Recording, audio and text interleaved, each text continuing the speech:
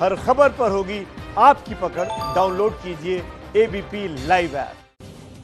तो चलिए फटाफट खबरों के बाद आगे बढ़ते हैं और बीजेपी के शासन वाला दक्षिण का इकलौता राज्य कर्नाटक, इसी कर्नाटक की राजधानी बेंगलुरु हिंसा की आग में झुलस रही है। बेंगलुरु को कौन जला रहा है, किसकी साजिश है, यही बड़ा सवाल आज एबीपी रिपोर्टर में हम उठाने जा रहे हैं।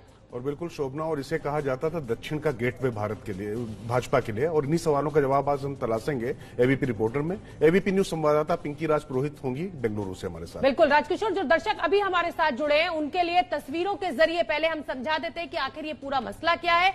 आखिर बेंगलुरु में कल रात से आज सुबह तक क्या हो रहा है, क्या चल रहा है, ये देखिए 6 तस्वीरें आपके सामने। एक कांग्रेसी नेता के द्वारा फेसबुक पोस्ट पे कुछ ऐसा शेयर किया गया है कि जिसके बाद एक समुदाय बेहद नाराज हुआ और भीड़ की आगजनी, भीड़ ने तोड़फोड़, विधायक के खिलाफ नारेबाजी, कई वाहन तक जलाकर खाक कर दिए। कोई जस्टिफिकेशन नहीं है, कानून है अपनी जगह। बिल्कुल शोभना, देखिए अगर कोई आपत्तिजनक टिप्पणी थी, निश्चित तौर पे वो जिम्मेदार एक विधायक के भाई थे, उन्होंने अगर इस तरीके से किया तो उस पर आपत्ति हो सकती है, लेकिन इसको देखना पड़ेगा।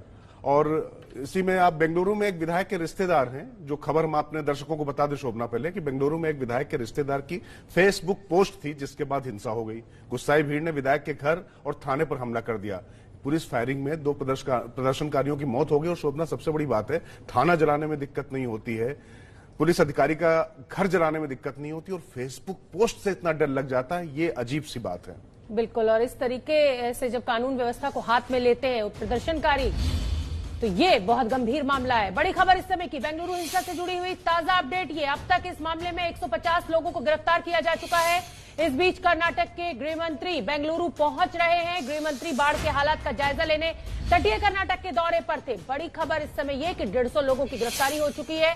दौरा छोड़कर अब गृह मंत्री बेंगलुरु वापस लौट रहे हैं। सोशल मीडिया पोस्ट के खिलाफ ऐसा गुस्सा भड़का कि लोग मरने मारने पर उतारू हो गए। एक तरफ विधायक अखंड श्रीनिवास मूर्ति के घर के बाहर तोड़फोड़ शुरू कर दी, दूसरी तरफ डीजे हल्ली पुलिस थाने के बाहर हंगामा शुरू कर दिया। आरोप है कि विधायक अखंड श्रीनिवास मूर्ति के भांजे ने पैगंबर मोहम्मद साहब के खिलाफ सोशल मीडिया पर आपत्तिजनक पोस्ट लिखी थी। ये खबर फैलने के बाद शाम 7:30 बजे के करीब मुस्लिम समुदाय के सैकड़ों लोगों की भीड़ उनके घर के बाहर जमा हो गई। गुस्साए लोगों ने विधायक के घर पर पत्थरबाजी की। इतने से ही गुस्सा शांत नहीं हुआ तो वहां मौजूद 2-3 गाड़ियों में भी आग लगा दी।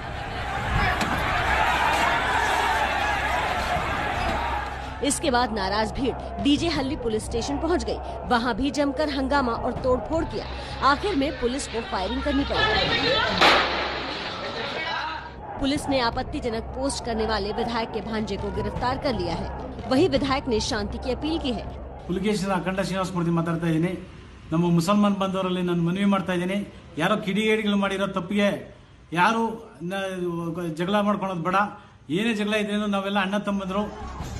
हिंसा की इस घटना के खिलाफ कर्नाटक के अमीर शरीयत ने भी शांति की अपील की है। जिसने भी गुस्ताखी की है वो सख्त सजा का मुस्तहिक है। लेकिन दोस्तों, मैं आपसे गुजारिश करता हूं कि आप अपने आप को काबू में रखें। राज्य के गृह मंत्री बासवराज बोम्मई ने कहा है कि हिंसा में शामिल लोगों को बख्शा नहीं जाएगा।